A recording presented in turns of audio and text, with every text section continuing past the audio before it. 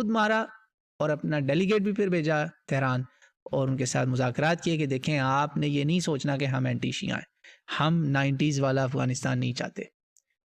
अब देखें अशरफ गनी को, ये वो लोग हैं जो ब्रीफ केस लेकर आए, इनको इंस्टॉल किया गया, इन लोगों की हुकूमतें जो हैं उनको ट्रिलियंस ऑफ डॉलर्स मिले, ये इतने ज़ालिम हैं। अभी भी अशरफ गनी क्या करता है, मीटिंग्स जब कर रहा था, आज तो नहीं मैं ख्याल मीटिंग कर रहा हूँ, अब तो काबुल में दाखिल हो चुके हैं, जानबूझ के एक काली पगड़ी वाले शिया आलिम दीन को अपने साथ बिठा रहा था। He was on purpose doing that कि ये सेक्टेरियन लड़ाई की वजह से शायद मैं तालिबान के ख़िलाफ़ मुझे कोई क़ुव्वत मिल जाए। समझें आप ये क्या गेम्स हो रही हैं। वक्त के ताकूतों को पहचानें। काफिरों के साथ जो मिलकर मुसलमानों को मारते हैं वो कभी भी आपके साथी नहीं हो सकते, कभी भी वो हुसैनी नहीं हो सकते। उन्होंने ईरानी दुश्मन मारे हैं और ईरान के साथ फिर मुज़ाकरात किए हैं कि मुल्ला अख्तर मंसूर मरा है, हमारा मौक़िफ़ नहीं मरा, उन्होंने अलायंस किया। तो अब आप समझ गए होंगे कि आपका